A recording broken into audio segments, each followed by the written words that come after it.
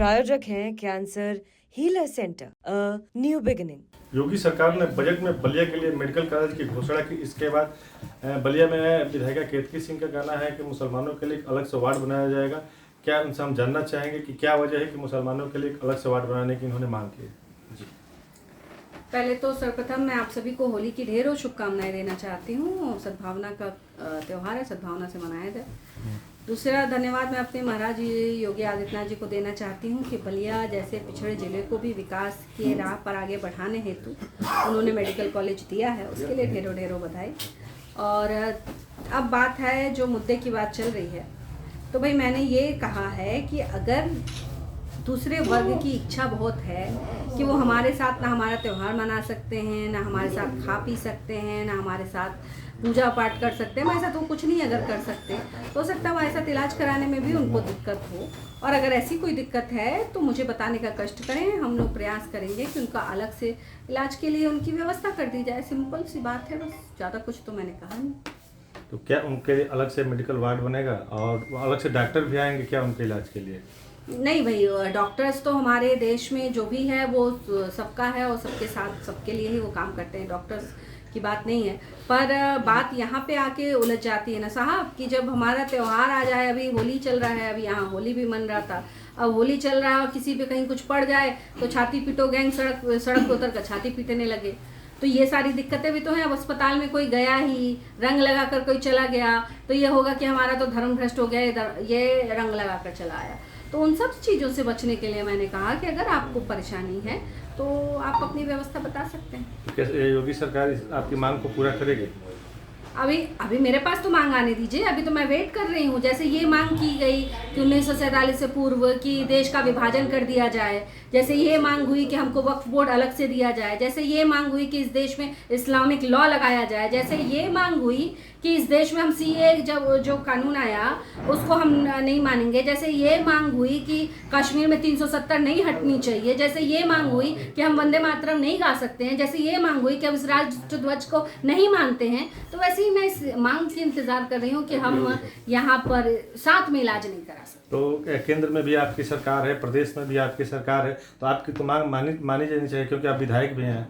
नहीं तो मैंने तो आपसे कहा ना कि मैं तो मांग का वेट कर रही हूँ, आज नहीं तो कल ये तो मांग आनी ही चाहिए। अभी ये मांग आई है ना कि स्कूलों में जो बच्चियां जा रही हैं उनको हिजाब पहन के जाने की आज़ादी मिलनी चाहिए, वो प्रॉपर ड्रेस में नहीं आएंगे, हमारा अलग से एक प्रॉपर ड्रेस कोड होना चाहिए जो विशेषकर इस्लाम को मानने वाला ड्रेस कोड हो। तो ये सारी मांगे तो इसी देश में ही तो आ रही है ना, तो मैं तो वेट कर रही हूँ कि ये भी मांग किसी न किसी दिन आएगी कि जहाँ सब लोग जाएंगे इलाज कराने वहाँ हम नहीं इलाज कराएंगे, हमारे लिए सेपरेट विंग होना चाहिए इलाज कराने के लिए। तो मैं उसका वेट कर रही हूँ, जैसे ही आता है हम लोग आगे इस पे प्रोसेस पे मैंने पहले ही से तैयारी शुरू कर दी है, बस फर्क इतना है। आपके सहयोगी पार्टी ओम प्रकाश राजभर कैबिनेट मंत्री हैं, उन्होंने कहा है कि क्या अलग से ट्रेन चलाई जाएगी और अलग से हवाई जहाज की व्यवस्था की जाएगी। प्रकाश भैया से मैं कहना चाहती हूँ कि भैया भोजपुरी जाने लो, तो हम भैया से कहना चाहते हैं कि भैया वो दिन देर दूर नहीं थे कि जब ये भी मांग की जाएगी कि हमको सब कुछ अलग चाहिए। अरे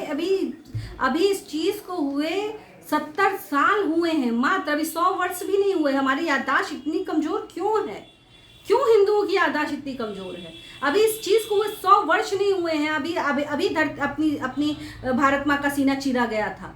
और अगर हम नहीं चेते, अगर हम नहीं समझे और अगर भारतीय जनता पार्टी की सरकार श्रीमान नरेंद्र मोदी, श्रीमान योगी आदित्यनाथ जी इसी तरह मजबूती से खड़े नहीं रहे तो फिर वो दिन दूर नहीं जब हमको ये देखना पड़ेगा, हमको अपना माइंडसेट चेंज करने की जरूरत है। तो क्या फिर देखना पड़ेगा?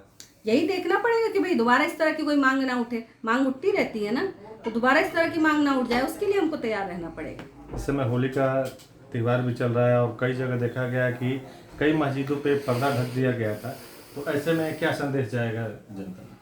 भाई अब दिक्कत की बात तो यही आती है ना कि इनको तो हर चीज से ही डर लगने लगता है, हर चीज से डर लग रहा है। अरे भाई ये रंग तो है, ये रंग है, इसमें क्या लगा हुआ है, इसमें क्या मिला हुआ है? अगर कहीं एक आध बूंद छींटा पड़ भी जाएगा तो इसमें क्या आप क्या संदेश देना चाहते हैं कि हिंदू पागल है, हिंदू जानबूझ के आपकी मस्जिदों पे फेंकेगा रंग, हिंदू आपको जानबूझ के रंग लगाएगा? आप ये संदेश देना चाहते हैं क्या? इस समाज में आप एक अलग तरह की धारणा हिंदुओं के प्रति, उसको हिंदू को हिंसक प्रवृत्ति का आप दिखाना चाहते हैं?